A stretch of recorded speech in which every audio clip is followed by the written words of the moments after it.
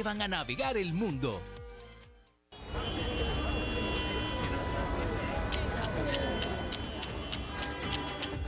A esta hora bajamos el ruido y subimos el entendimiento de lo que importa. Economía, finanzas y realidad internacional. Inicia a las 5 siempre, con la conducción de Fernando Francia, de lunes a viernes a las 5 de la tarde, aquí por CRC 89.1 Radio. Hola, ¿qué tal? Bienvenidos. Son las 5 en punto de la tarde en San José. Hoy lunes 3 de noviembre. Ya empezamos nuevo mes y pues estamos finalizando el año, ya casi, ¿no? Pero bueno, usted va a estar informado de todo lo que está relacionado con el mundo de la economía y las finanzas, pero también de la actualidad internacional.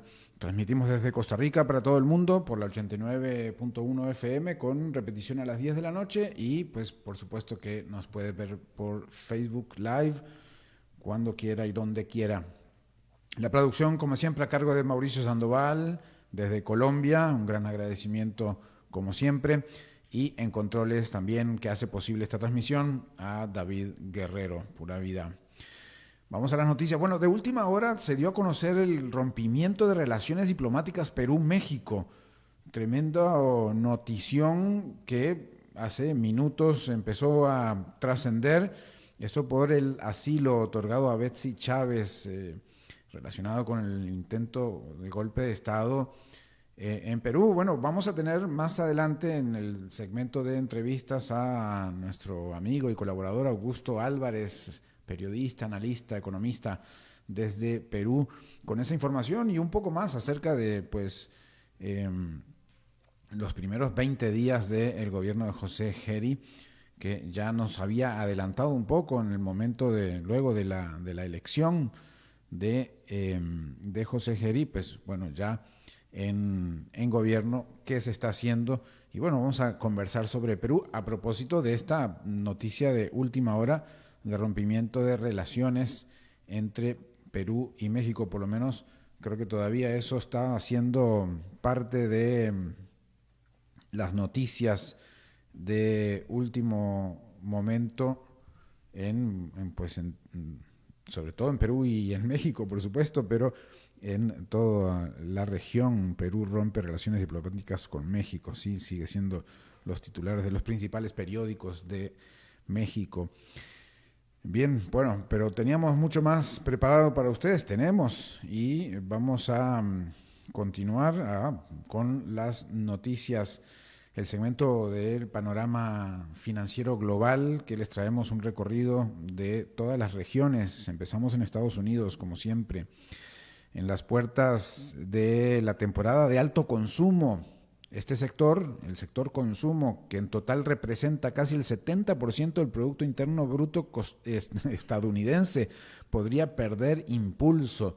Eso es complicado para la economía estadounidense justamente cuando empieza esta época. El aumento de los costos de salud, la posible reducción de subsidios alimentarios, los efectos de cierre del gobierno presionan los presupuestos familiares, sobre todo en los hogares de menores ingresos. Los analistas indican que la combinación de despidos, precios altos y menor confianza del consumidor podría enfriar el mercado laboral y poner a prueba entonces el motor económico del país, que es el consumo. Estados Unidos es el tercer país más poblado del mundo, lejos después de China e India, pero tercero a nivel mundial. Bien, en Estados Unidos también Kimberly-Clark anunció la compra de Kenvue, ex filial de Johnson & Johnson, por $40 mil millones, pese a las demandas y polémicas por el Tylenol.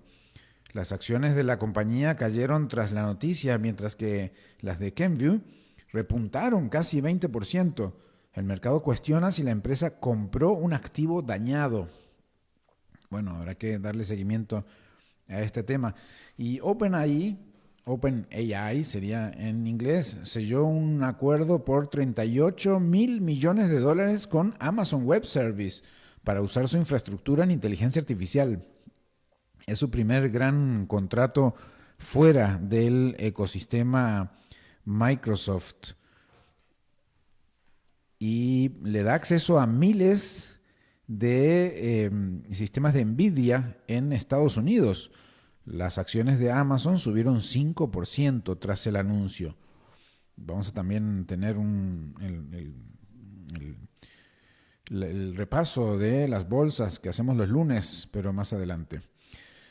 Berkshire Hathaway de Warren Buffett volvió a recortar su participación en Apple durante el tercer trimestre, aprovechando un alza del 24% en las acciones. Aún así, la tecnológica sigue siendo su principal activo, con más de 280 millones de acciones en cartera. Y Apple, justamente, superó por primera vez los $100 mil millones de ganancia anual, uniéndose al grupo de élite junto a Saudi Aramco y Alphabet. Saben que es la casa matriz de Google. Su ingreso neto creció más de 50 veces desde 2006, impulsado por el siempre fiel iPhone de Apple y también por los servicios digitales.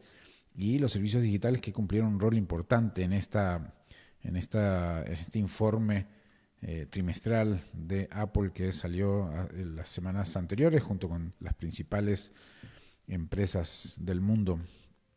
Y en Asia, en la India, el fabricante de cables RR Cable mantuvo su proyección de crecimiento de hasta 18% este año fiscal. Tras los aranceles del 50% impuestos por Estados Unidos, la firma diversificó exportaciones hacia Europa y Medio Oriente. Su participación de ventas externas subió a 28% del total y espera duplicar el ritmo de expansión en la segunda mitad del año. Así que alguien que supo dar una vuelta a esos aranceles desde la India. Y en Corea del Sur, el índice PMI manufacturero cayó a 49,4 puntos en octubre, regresando a zona de contracción. Las exportaciones a Estados Unidos se debilitaron por las políticas arancelarias y la demanda interna siguió floja. Las empresas reportaron caídas en producción y nuevas órdenes luego de un breve repunte en septiembre. Y también en la India, la estadounidense Drip Capital planea ampliar su presencia en India ante la escasez de crédito para pymes exportadoras afectadas por las tarifas de Washington.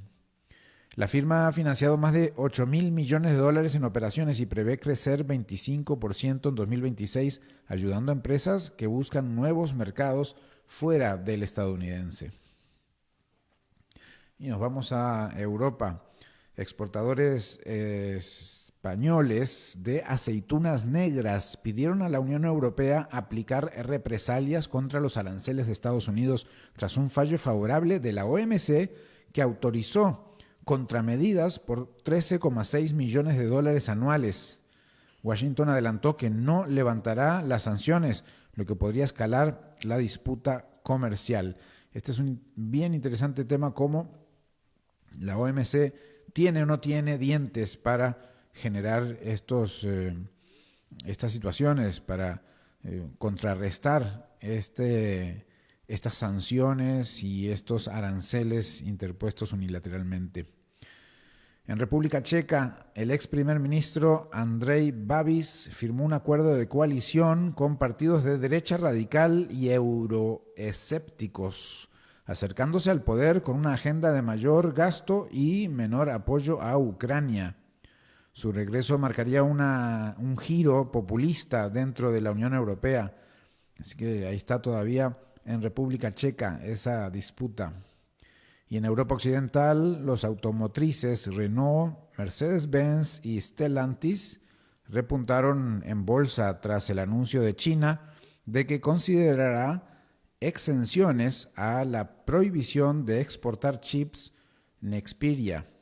El gesto reduce tensiones con Países Bajos y alivia el riesgo de un nuevo cuello de botella en la industria. Así que, bueno, toda esta situación de los chips de Nexperia, que en China se había tomado decisiones a partir de la presión de Estados Unidos, pero en la fábrica que está en Países Bajos. Ahí siguen sonando coletazos. Usted recordará la nota que habíamos compartido hace unas cuantas semanas ya. Y nos vamos a África. En Uganda, medios locales recordaron los inicios del aspirante a alcalde de Nueva York, Zoran Mandami. Mañana es la elección. Bueno, ya están hace unas semanas el voto adelantado, anticipado, pero mañana es el día de la elección. Zoran Mandami nació en Kampala y fue pasante del diario Daily Monitor en 2007. Su antigua redacción lo describe como un joven curioso e idealista. Su candidatura ha despertado orgullo en su país natal, por supuesto en Uganda, cuna también de su padre, el reconocido intelectual Mahmoud Mamdani, que es académico en Estados Unidos y que pues emigró con una beca cuando era muy joven a Estados Unidos. En América Latina, en México, los indicadores de octubre mostraron una leve mejora en el desempeño económico. El manufacturero subió de 46 a 47 puntos y el no manufacturero pasó a 50,4 puntos, entrando en zona de expansión. Aunque la industria sigue débil, dicen los economistas, los datos apuntan a un posible punto de inflexión tras 19 meses de contracción. En Argentina el dólar volvió a 1.500 pesos en el Banco Nación y el tipo mayorista quedó a 15 pesos del techo de la banda, pese al triunfo oficialista. El mercado prevé escasez de divisas y mantiene las coberturas. El mercado prevé escasez de divisas y mantiene las coberturas altas ante la incertidumbre cambiaria. Así que no todo quedó relajado.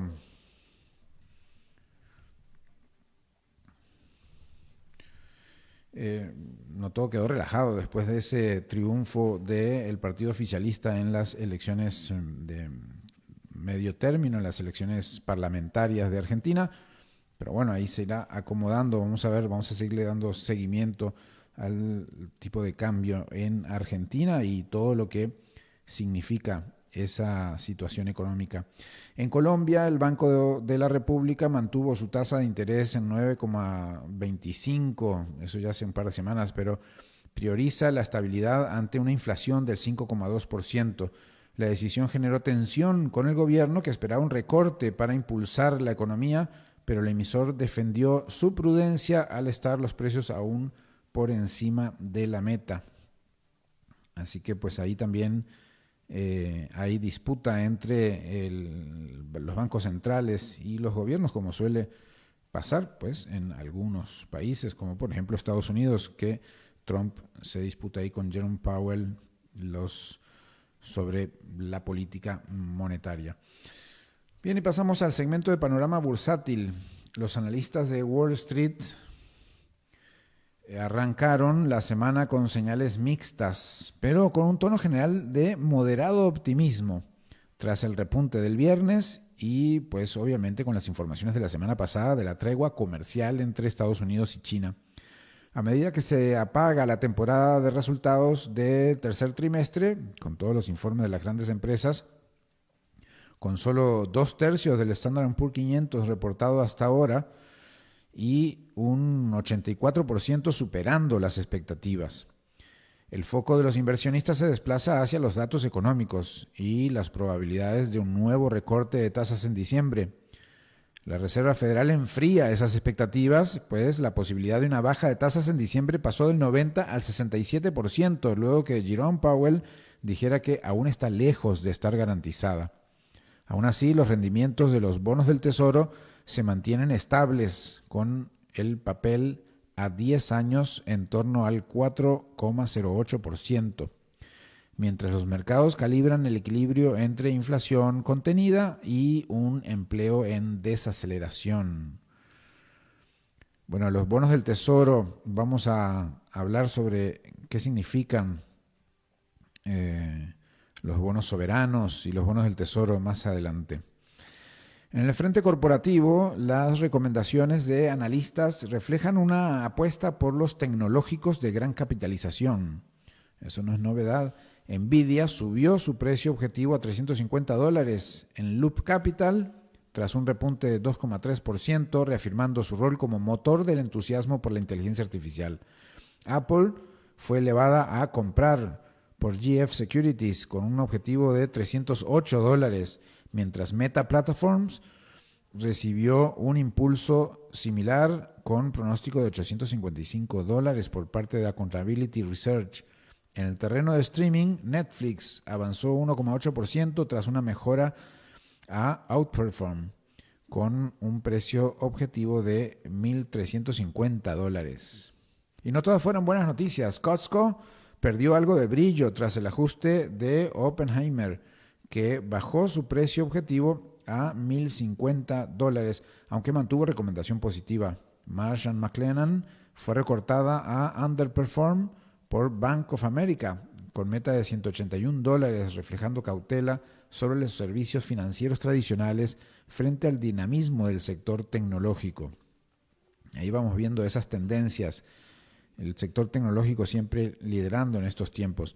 Los commodities también marcan el pulso de la semana. El crudo, WTI, el referencia mundial, el referencia estadounidense, se mantiene en torno a los $60,98 y el Brent, referencia mundial, en $64,77.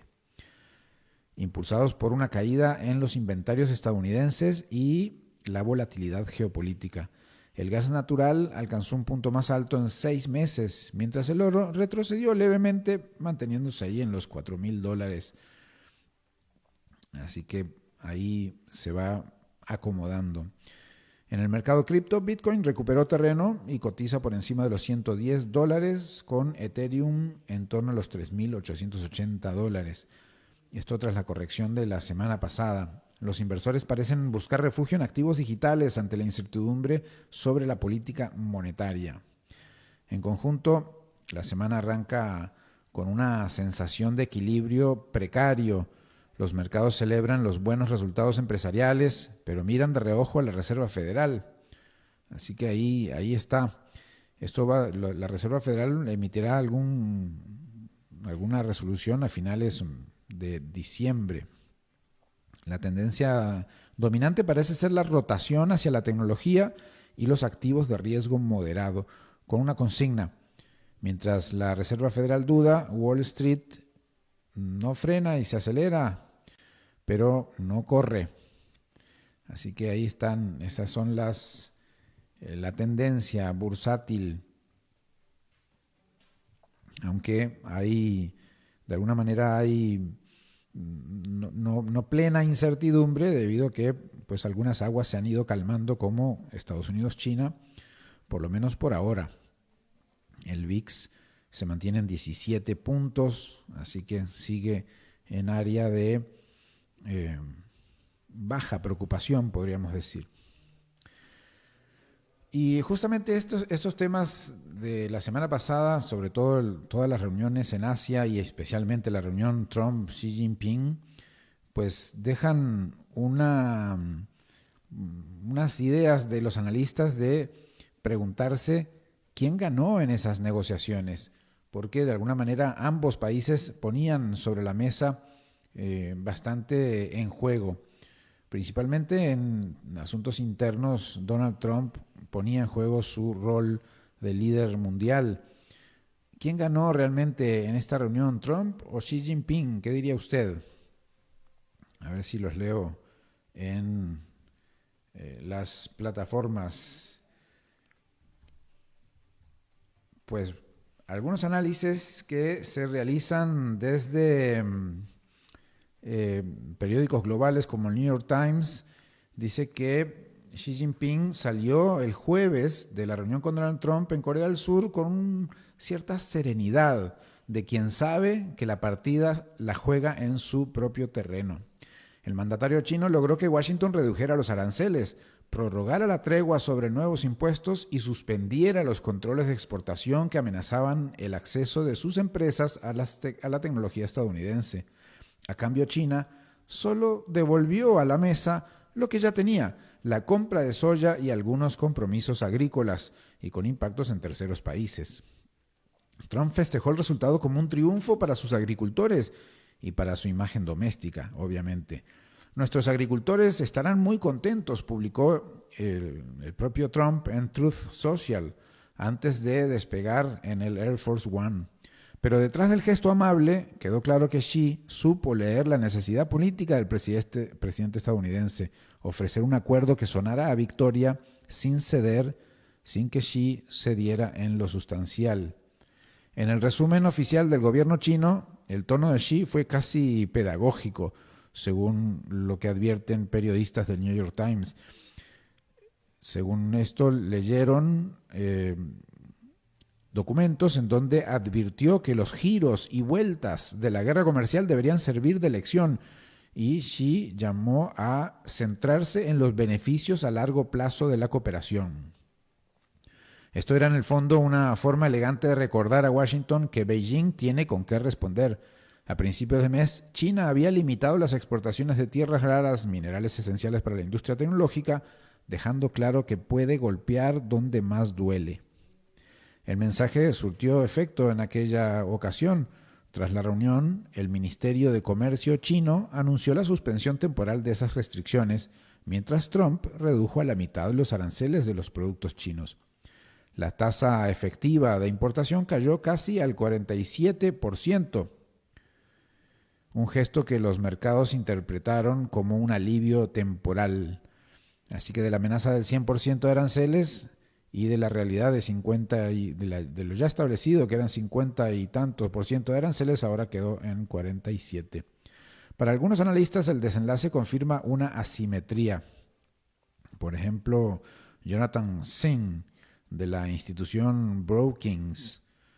Para él, China orquestó con éxito un juego de opciones múltiples, desplazando el conflicto de los granos a los minerales y de los minerales a la tecnología, mientras Estados Unidos actuaba con táctica, pero sin estrategia. La cumbre podría traer algo de calma, pero no resuelve el fondo del conflicto, el pulso por el liderazgo tecnológico global. Trump anunció que viajará a China en abril y Xi prometió devolver la visita a Estados Unidos. Ambos se elogiaron mutuamente, aunque solo uno parece haber conseguido lo que buscaba. Porque en esta guerra de aranceles y minerales, China demostró que no solo fabrica los chips, también sabe cuándo jugarlos. Bueno, ya tienen ustedes, habrá 2 visitas en 2026 respectivas, Trump, Xi Jinping, Trump. Ahora, esto no solo juega en el ajedrez la realidad de la guerra comercial China-Estados Unidos, Estados Unidos-China, sino que también pues, hay otros países en juego. Y Rusia se apresuró a mostrar cercanía con China tras la reunión de Donald Trump y Xi Jinping en Corea del Sur. Apenas unos días después del encuentro que el presidente estadounidense calificó como asombroso, con sus claros superlativos permanentes, una amplia delegación rusa aterrizó en la ciudad china de Hangzhou para firmar una serie de acuerdos económicos y estratégicos entre Rusia y China. El gesto obviamente no es casual. Moscú quiso recordar que, pese a los intentos de Washington por recomponer su relación con Beijing, la alianza chino-rusa sigue en pie. El primer ministro ruso, Mikhail Mishustin, encabezó la misión junto a ministros de finanzas, agricultura, energía, transporte y altos funcionarios del sector nuclear y espacial. En la reunión con su homólogo chino, Li Qiang, Ambos gobiernos sellaron convenios en comercio, inversión, energía y cooperación tecnológica. Las relaciones entre Rusia y China están en su punto más alto en siglos y continúa desarrollándose dinámicamente a pesar de las sanciones ilegales de Occidente, declaró el ruso Mishustin, calificando a Li Qiang, su homólogo chino, de querido amigo. El mensaje de Beijing fue igualmente cordial. Li Qiang afirmó que ambos países siempre se apoyan mutuamente y que su asociación demuestra que son buenos vecinos y socios confiables. Detrás de la retórica amistosa hay una realidad pragmática. China se ha convertido en el sostén económico más importante de Rusia desde el inicio de la guerra de Ucrania, negándose a condenar la invasión y replicando su narrativa al referirse al conflicto como una crisis. Moscú busca mantener esa alianza en momentos en que Trump, tras cancelar una reunión con Vladimir Putin, intenta un acercamiento con Xi para aliviar tensiones comerciales. El acuerdo alcanzado entre China y Estados Unidos, que incluye reducción de aranceles y reanudación del comercio de minerales estratégicos, como ya les había informado, fue interpretado como una tregua en la guerra comercial, pero también dejó a Rusia en una posición incómoda, observando cómo su aliado más poderoso se entendía, aunque sea momentáneamente, con su mayor rival. Así que ahí están mirándose de reojo esas tres grandes potencias. El Kremlin reaccionó enviando una señal clara de que no se quedará al margen. Antes del viaje, calificó las conversaciones con China como de máxima prioridad y reforzó su delegación con jefe de Roscosmos y Rosatom, los gigantes del espacio y la energía nuclear. El objetivo era mostrar que su alianza con Beijing trasciende lo diplomático y se adentra en las áreas más sensibles del poder estratégico. Bueno, y parece que el calendario tampoco es casual, ¿no? Justamente después de celebrar esta tregua de la guerra comercial, pues Rusia busca asegurarse no perder protagonismo en ese tablero asiático. La cercanía con China sigue siendo su salvavidas económica y su carta geopolítica más fuerte, pero también evidencian que este triángulo, vamos a decir no amoroso, sino triángulo del poder internacional, Washington, Beijing, Moscú, se configura con cada reunión y que esta vez el abrazo ruso a China tiene tanto de afecto como de advertencia también, dicen los analistas. Este triángulo del poder geopolítico internacional pues tiene a Beijing en el vértice con Washington y Moscú buscando ese acercamiento. Vamos a ver en qué continúa. Bien, les decía que íbamos a hablar de un término financiero para hoy porque en las noticias hablamos de los bonos del Tesoro en Estados Unidos. Y bueno, ¿qué quieren decir bonos soberanos? Bueno, los bonos soberanos son, en pocas palabras, el mundo en que los países piden dinero prestado. Cuando un gobierno necesita financiar obras públicas, cubrir déficit o refinanciar deudas anteriores, no siempre puede subir impuestos o imprimir más dinero. En cambio, emite bonos. Promete pagar a los inversionistas dentro de un plazo determinado con una tasa de interés acordada. Quien compra un bono soberano le presta más bien dinero al Estado con la expectativa de recibir a cambio pagos periódicos, los intereses y luego el monto total al vencimiento. Cuanto más confiable es un país para pagar, menos interés debe ofrecer y cuanto más riesgo reciben los mercados, mayor rendimiento exige el comprador. Dentro de esta categoría general, los más conocidos obviamente como bonos soberanos son los bonos del Tesoro de Estados Unidos emitidos por el Departamento del Tesoro. Se consideran la inversión más segura del mundo porque el gobierno estadounidense nunca ha dejado de pagar su deuda. Por eso las tasas de los treasuries funcionan como referencia global. Cuando suben, encarecen crédito para el resto del mundo. Cuando bajan, el dinero fluye hacia activos más riesgosos como acciones o bonos de países emergentes. Otros países también emiten sus propios bonos soberanos. Costa Rica, Argentina, México, Japón, por ejemplo, algunos lo hacen en su moneda local, otros en dólares o en euros, y todos compiten de algún modo por la confianza de los inversionistas.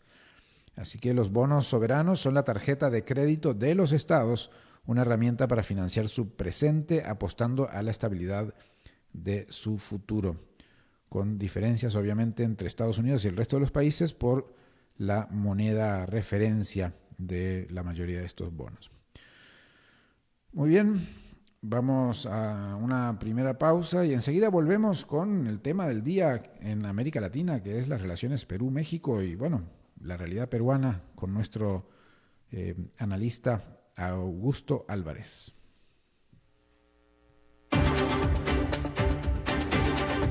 Regresamos a las 5 siempre con Fernando Francia. Cuando vos estás bien, todo a tu alrededor mejora. Tu familia, tus amigos, tus planes, tu tranquilidad.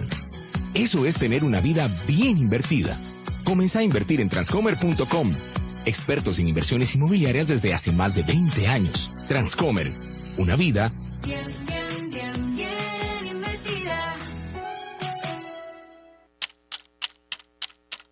Cuando el reloj marca el cierre de la tarde, aquí abrimos el sentido. Economía, finanzas y realidad internacional. El programa creado por Alberto Padilla en Costa Rica. A las 5 siempre. Te esperamos de lunes a viernes a las 5 de la tarde con la conducción de Fernando Francia. Aquí, por CRC 89.1 Radio. Bien, y les anunciaba que Perú se pone en el centro de la información regional latinoamericana. El gobierno de José Geri Oré anunció el rompimiento de relaciones con México tras confirmarse el asilo a la ex primera ministra Betsy Chávez en la embajada mexicana en Lima. El canciller Hugo de Sela calificó la decisión de inamistosa, aunque aseguró que las relaciones consulares se mantendrán. Bueno, ustedes saben que es un nuevo gobierno que tiene unos 20 y poquitos días y por eso invitamos a Augusto Álvarez, analista, economista, periodista peruano, que ha sido presentador en radio y televisión, además de columnista en importantes medios escritos de Perú. Y bueno, bienvenido Augusto, muchas gracias por tomar esta llamada así de última hora con este tema tan reciente. Hola Fernando, muy buenas tardes. Pues se pone en el centro Perú con este anuncio. Démosle un poquito de contexto. ¿Se puede decir primera ministra en Perú o que coordina a los ministros? Pues el cargo oficialmente se llama presidenta o presidente del Consejo de Ministros y en la jerga política peruana se le llama premier porque cuando es muy tan largo es un problema. Si lo escribes en una columna te ocupa 2 líneas, así que mejor se le dice premier, pero es más que un coordinador de los ministros, es el que forma el gabinete. Entonces es el jefe del gabinete a quien el presidente de la República le encarga que conforme un gabinete y ejerce funciones más importantes que el resto de los ministros. Uh-huh. Y ella era entonces la premier de Pedro Castillo, que pues acaba de asilarse en la Embajada de México. Es correcto. Ella era la presidenta de la premier, presidenta del Consejo de Ministros de Pedro Castillo, y no me sorprende que se haya asilado porque México le ha dado mucha protección a Pedro Castillo, a su familia. Y entonces Betsy Chávez, que era la premier, estaba muy involucrada con ese intento de golpe de Estado, del cual, mira, no hay ninguna duda. Esto se transmitió en cadena nacional, donde el presidente Castillo apareció dando un mensaje a la nación y disolviendo el Congreso, disolviendo el Poder Judicial, y declarándose presidente sin ningún control. Entonces, eso está grabado, filmado, todos lo vimos. Y ahora quieren decir que en verdad que no hizo un golpe de Estado, sino que dijo de una arenga de lo que el pueblo quería. Pero es evidente lo que él hizo un intento de golpe. El único problema es que Pedro Castillo, digamos que se le puede decir muchas cosas, pero de perspicaz e inteligente no se le puede acusar. Era un presidente muy tonto, porque hizo un golpe de Estado y parecía un golpe de Estado como de Woody Allen, porque se olvidó de avisarle a la Fuerza Armada. Y entonces dio su declaración y a la hora no lo apoyaba absolutamente nadie y entonces comenzó a salir apresuradamente en el vehículo oficial con rumbo a la Embajada de México, donde lo Justamente. estaban esperando, justamente, porque ya AMLO le había ofrecido el asilo en esa circunstancia y el señor Pedro Castillo demostró que en el Perú tú te puedes escapar de la Fuerza Armada, de la policía distrital, del tráfico al mediodía, no te escapas de ninguna manera. Y al pobre hombre lo atraparon en el medio del tráfico y lo llevaron preso hasta ahora. ¿No había un helicóptero ahí cerca como en otros países? Nada, nada, porque se había olvidado seguramente de avisarle a la Fuerza Armada, a todos. Fue un golpe muy, muy absurdo, muy tonto, porque además era un golpe sin sentido. Ese día se iba a presentar una moción contra él Ujú. por casos de corrupción, pero era evidente que contaba con los votos en el Congreso para que lo respalden. Pero Entonces, Augusto, hasta su propio abogado se sorprendió y dijo, renuncio a ser abogado de mi cliente porque eso no tiene ningún sentido. pero justamente tanta torpeza no lleva a dudar de que efectivamente fuese un golpe de Estado. Bueno, podría ser un golpe de Estado humorístico, pero era el presidente en ejercicio que Claro, claro. apareció, ¿no? Y apareció dando el mensaje y todo. Y en el caso de Betsy Chávez, el problema es que llama al canal del Estado para que haga la grabación y el camarógrafo pone la cámara a grabar desde mucho antes. Y entonces se ve como la persona que le está ordenando los papeles, diciéndole qué tiene que hacer, qué tiene que decir, es Betsy Chávez. Entonces es una cómplice perfecta del golpe de Estado y todo está absolutamente registrado en videos y todo. ¿Y cómo llegamos hasta este punto ahora, ya incluso con el nuevo gobierno? Es decir, Dina Boluarte, que es quien emergió en aquel momento, no, en todo este tiempo, ¿qué fueron lo que demoró a que pues se reventara la crisis relacionada con Betsy? Porque ya Pedro Castillo había estado detenido. Claro, lo que ocurre es que cae esa misma tarde, se da un voto de censura y de vacancia del presidente Castillo, quien había intentado ser un dictador, y entonces pasa a ser presidenta de la República, la que era la vicepresidenta de Pedro Castillo, que era muy izquierdista cuando estaba con Pedro Castillo y súbitamente cuando llegó, la nombraron presidenta, se volvió, ya no sé si derechista, la verdad, se volvió una presidenta que nunca entendió el cargo que estaba ocupando y que mejor le iba cuando tenía un primer ministro que le ordenaba las cosas. Cuando eso no ocurrió, su gobierno se comenzó a desmoronar y vivía con una aprobación de 3%. O sea, no te estoy mintiendo, 3%. No en un mes que le fue mal, no. Vivía en 3% durante un año y medio. O sea, era sistemáticamente desaprobada. Más bien Y la aguantó razón mucho. por... Aguantó mucho y aguantaba porque era la persona tan débil que le convenía a muchos tener una presidencia tan débil, especialmente al Congreso de la República. Y la soportaron hasta que se dieron cuenta, cuando ya faltan 6 meses para las elecciones, que no les convenía estar tan cerca defendiendo a una presidenta tan desprestigiada. Y entonces una noche, un día, la verdad, pues, sí, dieron en una ceremonia muy calamitosa porque en verdad nadie quería vacarla, todos querían llegar con ella hasta el final en el Congreso, pero ocurrió que una bancada dijo, para hacer notar que esa bancada parlamentaria estaba contra Dina Boluarte y demostrar que otros estaban a favor, dijo, vamos por la vacancia. Y en 3 horas, toda la bancada se dieron cuenta que estar en la foto de la no vacancia malograba su perspectiva Claro. electoral y a las pobres señoras la acabaron vacando en 4 horas. Y luego se da el proceso electoral, que habíamos ya conversado sobre el extraño ascenso de José Geri Oré, que pasó de suplente de Vizcarra a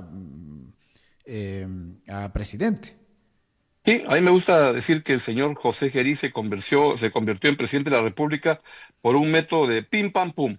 Pim era un presidente, un congresista muy de perfil muy bajo, que nadie lo conocía, pero que entró como accesitario porque el expresidente Martín Vizcarra fue inhabilitado y él entró como congresista. Luego llegamos al último periodo, hace 4 meses, donde había que nombrar a un presidente del Congreso y ningún partido importante quería poner a nadie nadie de sus filas, especialmente ya en el tramo final de la competencia electoral, para que sea presidente del Congreso. Y entonces, ¡pam!, acabó este señor como quien no sabe nada de presidente del Congreso. Y ¡pum!, ocurrió la noche en que la vacaron a Dina Boluarte con tanta premura que no tuvieron más tiempo de planear o discutir un relevo más trabajado, y acabó siendo presidente de la República el señor José Gerín. Pim pam pum, se convirtió en presidente de la República, y lo más sorprendente es que pasados tú decías, 3 semanas de presidente de la República, la verdad que lo está haciendo tremendamente bien, para sorpresa de todos. Yo cuando vi que lo habían elegido a este señor presidente de la República, lo que me dije fue, oh my goodness, ¿y ahora qué hacemos con este señor? Pero al cabo de un tiempo, pues sabe que ha señalado que tiene sentido común, que está haciendo cosas interesantes, y la primera medición de su aprobación le ha dado un porcentaje de 45% de aprobación, que es la suma. Ese 45% es más de la suma de todos los meses de Dina Boluarte, que sacaba 1, 2, 3, y entonces como que hay una necesidad de los peruanos de sentir a alguien con autoridad, y el señor que es un poco Bukele, un poco con mucho show, está permanentemente en la televisión, lo está haciendo bien. Ahora, suena un poco a columna humorística esta intervención suya, Augusto, pero estamos hablando de cosas serias, ¿verdad? Es decir, Perú está en este momento, bueno, buscando en un proceso ya, en proceso electoral, aunque con nuevo gobierno, y ahora un rompimiento de relaciones que no es poca cosa en América Latina, este tipo de cosas, porque pues somos países hermanos en general que, bueno, pasan a veces estas desavenencias y bueno, con México especialmente había venido ya todo una serie de desavenencias, de incomodidades a partir de lo de Pedro Castillo, ¿no? Sí, y yo lamento mucho que esto ocurra, porque México es un país con el que el Perú tiene una relación tan cercana de tanto tiempo, pero la verdad que me parece que es una decisión correcta la que han tomado. De repente es muy radical romper relaciones, pero la señora Sheinbaum, que es tan inteligente para tantas cosas y que sabe negociar con Trump mejor que lo que hace Canadá incluso, y que se mueve muy bien para otras cosas, es bastante, qué decir, como ideologizada, ¿no? Entonces defiende que Pedro Castillo es un demócrata y Pedro Castillo es un golpista, y defiende que Pedro Castillo era un buen presidente y Castillo era un ladrón, pero ladrón de poca monta, robaba aquí por allá, un poquito allá. Entonces era un pobre hombre que no entendió nada de lo que pasaba en el país y acabó preso por eso. Mira, tiene 3 años 2 años en la cárcel, y ¿sabes cuántos abogados ha tenido en estos meses? 30 abogados que los cambia cada semana, no pueden ni articular una defensa para él, y entonces ahí acaba. Y es una lástima que México haya defendido a Pedro Castillo y haya defendido ahora a la señora Chávez, y eso, ¿no? Me da mucha pena que tengan una tan escasa comprensión de lo que pasa en el país, y se vuelvan una guarida de delincuentes, porque alguien que intenta hacer un golpe de Estado es un delincuente. ¿Y qué pasa con entonces tanto Pedro Castillo como Betsy Chávez en el plano legal, digamos, en qué condiciones está? No se la podrá procesar mientras esté en la embajada y bueno, podrá irse Claro. hasta México. Y lo lógico es que, de acuerdo a lo que son los tratados internacionales, a la señora Betsy Chávez le deben permitir la salida, porque lo que ocurre, y acá tenemos ya amplia experiencia de lo que ha pasado, el que decide la condición de asilado no es el país donde está al que pertenece la persona que pide asilo, es el país que le ofrece asilo. Entonces basta con que México, como de hecho lo ha hecho, que diga, yo apruebo el asilo, esto es el gobierno peruano, lo que corresponde es que le debe dejar salir sin ningún problema. Y eso es lo que debe ocurrir. Ahora, pareciera que hay por los dos, bueno, Andrés Manuel con Pedro Castillo y ahora Sheinbaum con Betsy Chávez, evidentemente los últimos dos gobiernos mexicanos estaban buscando apoyar a alguien que consideran cercano, o a un equipo, un grupo que consideran cercano, aún que la propia Dina Boluarte también era digamos, del equipo de Pedro Castillo. Totalmente, Dina Boluarte era parte de ese equipo, pero entusiasta y todo. Y cambió de equipo cuando cayó Pedro Castillo, ahí se cambió radicalmente. Y en el caso de la relación del gobierno de México como del gobierno de Colombia, tanto Petro como AMLO siempre vieron a Pedro Castillo y a su gobierno como una especie no sé cómo llamarlo, pero era una persona que sujetaba la política exterior peruana a lo que le dijeran AMLO y Petro. Y también desde Bolivia. Evo Morales entraba y se paseaba por su casa aquí como quería y daba órdenes y todo, y Pedro Castillo era como un empleado de ellos. Y entonces cuando cayó Pedro Castillo, pues lo lamentaron mucho. Ahora, ¿qué rol juega José Gerí en todo esto y a dónde se pliega José Gerí o si traza una línea totalmente independiente? Pues Consejería viene de un partido político que se llama Somos Perú, que no tiene ideología. Digamos que su ideología es hay que poner el hombro para sacar adelante el país y entonces ahí entra gente de izquierda, de derecha, de centro, artistas, vedettes, entra de todo, futbolistas, se están convocando a ver futbolistas para la próxima elección y es un partido que aglutina gente no en función de su ideología, sino de que jalen votos. Es para eso. Y el señor Gerí viene de ese partido político y entonces está haciendo un gobierno para las primeras 3 semanas, lo está haciendo bastante bien, está generando confianza en la población, de que está muy interesado en la lucha contra la inseguridad, pero todo ocurre a nivel hasta ahora de la apariencia, es como, no sé, ¿recuerdas esta película de Truman Show? Está todo el día en la televisión, todo el día, todo lo que hace, cada reunión que tiene la está transmitiendo en directo y está permanentemente. Y entonces, claro, a los periodistas nos encanta un periodista así, un presidente así, porque te hace noticia todo el día. Se aparece a las 5 de la mañana en la plaza frente al Palacio de Gobierno, estoy trabajando y hace noticia. Hay que ver cómo le va en las siguientes semanas, porque claro, de hacer efectismo, eso te funciona al comienzo, pero tiene que tener medidas concretas a una presidencia que lo estamos recién conociendo.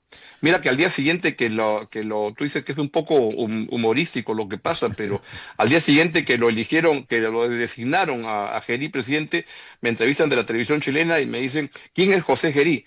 Y yo le digo, la misma pregunta nos No hacemos sé. los peruanos. Y me dijo, qué ingenioso es usted.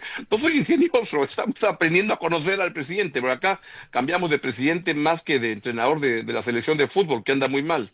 Sí, y vaya, por lo menos no son extranjeros, no son argentinos y Pues no, estos han sido peruanos. Había un uruguayo, en verdad nos ha ido muy mal, ¿no? De 9 equipos que clasificaban 7 y 2 nos y aún quedamos, así. Chile y Perú.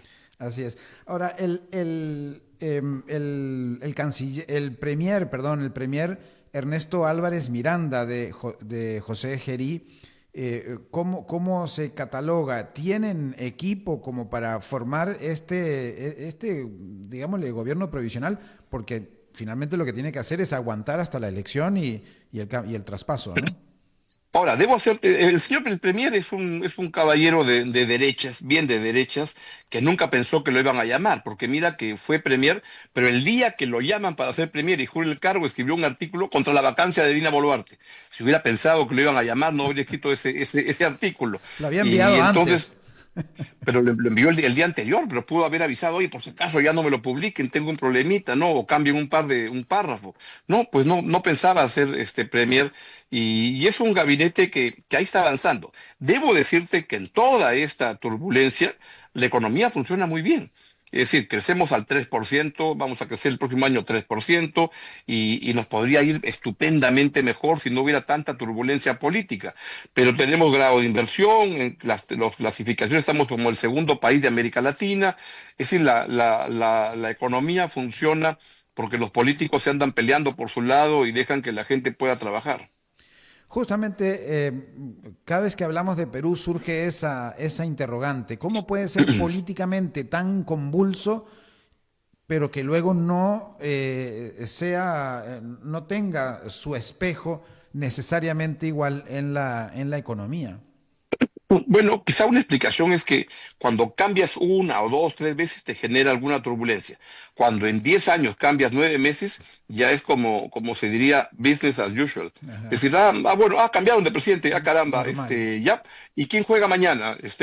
No, como que estás más entrenado en asumir esas cosas y los mercados ya asumen que tenemos una democracia muy turbulenta, que cambia frecuentemente, pero tenemos algunas instituciones económicas, como por ejemplo un banco central que es una maravilla, tiene el mismo presidente del Banco Central, el presidente del Banco Central de hace 20 años, y le da una estabilidad a las cosas, y entonces la institucionalidad económica pues anda mejor que la política. Mm.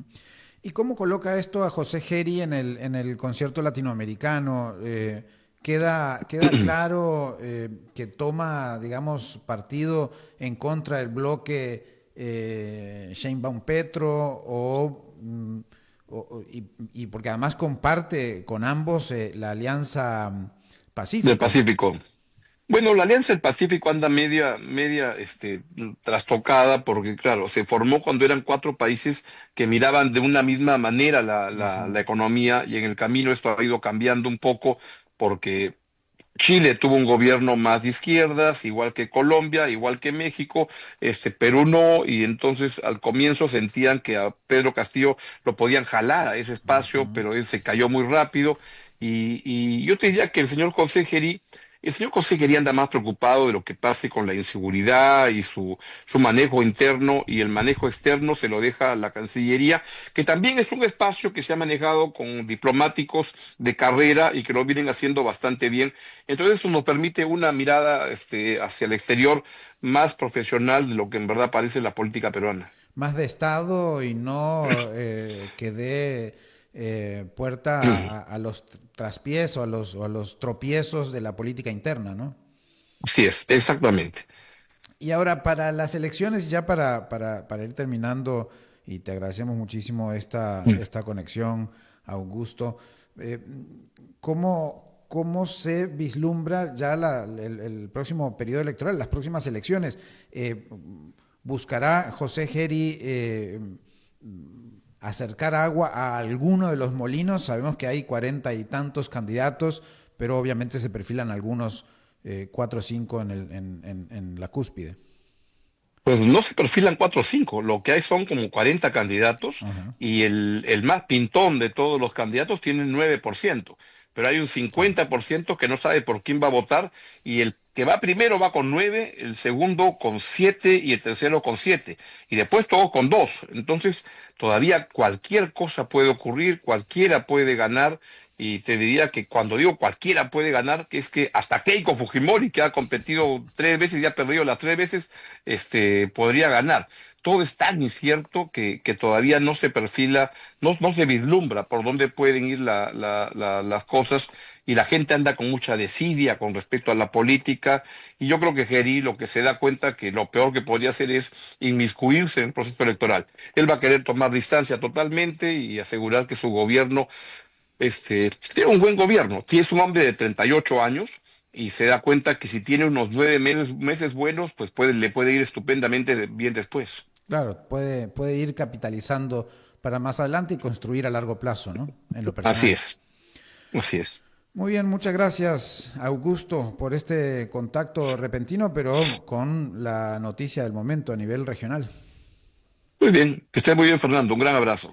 Muchas gracias. Era Augusto Álvarez, analista, economista y periodista peruano, presentador en radio y televisión, en varios medios, columnistas también, y pues desde Perú nos daba su mirada relacionado con este conflicto diplomático con México que de alguna manera marca a también a este gobierno provisional, pero que tiene 23 días, prácticamente 24 días en gobierno, y ya toma una decisión importante que no resulta sorpresiva porque ya había habido prácticamente este mismo conflicto, pero ya no protagonizado por la jefa de gabinete Betsy Chávez, que ahora está asilada en la Embajada de México en Lima, sino con el propio Pedro Castillo, que iba en camino a la Embajada de México con el asilo dado por el entonces presidente Andrés Manuel López Obrador. Pero pues Betsy sí llegó a la embajada, lo que no pudo hacer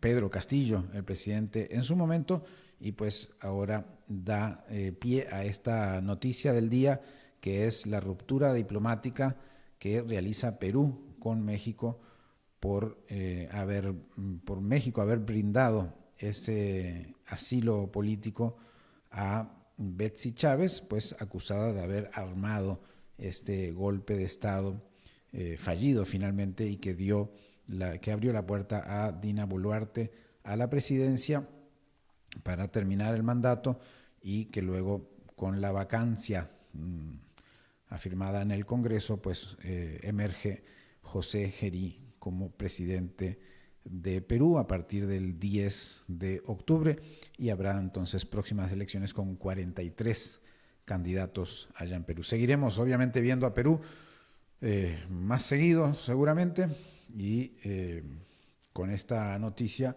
pues nos vamos despidiendo. Agradezco como siempre a Mauricio Sandoval desde Bogotá en la producción, a David Guerrero en controles CRC 891 Radio. Yo me despido, nos vemos en 23 horas. Adiós.